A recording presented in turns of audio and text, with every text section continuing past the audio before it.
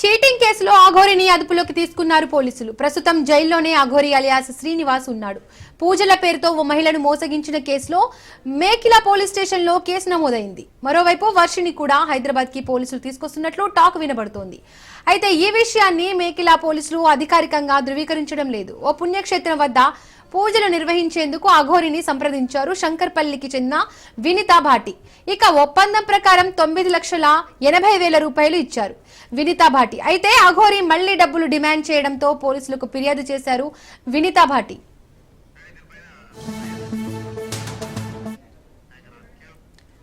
ఈ అంశానికి సంబంధించి మరిన్ని డీటెయిల్స్ మా కరెస్పాండెంట్ మహేందర్ అందిస్తారు. మహేందర్, అఘోరి అంటే అల్లూరి శ్రీనివాస్ ఉన్నాడు. మరి హైదరాబాద్ పోలీసులు అయితే తను అరెస్ట్ చేశారు. నాసింగ్ పోలీస్ స్టేషన్ లో అఘోరిని అదుపులోకి తీసుకున్నారు. ఆ విచారణ నిమిత్తం ముందుగా తను మెడికల్ టెస్ట్ కోసం చేవెళ్ల ప్రభుత్వం తీసుకొని తర్వాత తను సంగారెడ్డి సబ్ జైలుకి అయితే తరలించడం జరిగింది. ఎంటైర్ తెలుగు రాష్ట్రాల్లో సోషల్ మీడియాలో కావచ్చు, మా ప్రధాన మెయిన్ స్ట్రీమ్ మీడియాలో కావచ్చు, ఎక్కడ చూసినా కూడా అఘోరి అనేటట్టుగా మొత్తంగా చేసినటువంటి ఈ శ్రీనివాస్ ను పోలీసులు అయితే అరెస్ట్ చేశారు. తనకు తాంత్రిక శక్తులు ఉన్నాయని ఒక మహిళను మోసం చేశారు. తాను ఫిబ్రవరిలో కేసు పెట్టింది మోకిలా పోలీస్ స్టేషన్ లో. అలాగే ఆ డబ్బులు అడిగిన కొందరి బెదిరించినట్టుగా కూడా కేసులు నమోదయ్యాయి. అరెస్ట్ కూడా పలు కేసుల్లో మొత్తానికి అయితే అఘోరి శ్రీనివాస్ ను అయితే అరెస్ట్ చేసి సంగారెడ్డి జైలుకి అయితే తరలించారు.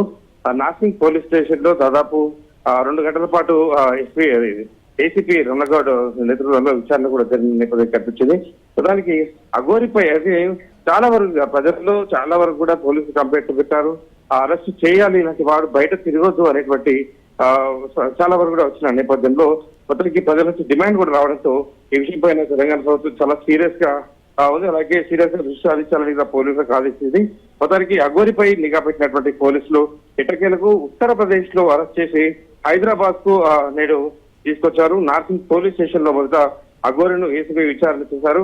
సైబరాబాద్ మోకిలా పోలీస్ స్టేషన్ లో చీటింగ్ కేసుతో పాటు బెదిరింపుల కేసులో కూడా అదుపులోకి తీసుకుని అఘోరిని అరెస్ట్ చేశారు. ఒక మహిళ వద్ద తన నుంచి తాంత్రిక పూజల పేరుతో అఘోరి 10 లక్షలు కాజేసి మోసం చేసిన ఫిర్యాదు వెలువెత్తిన పరిస్థితి కనిపించింది.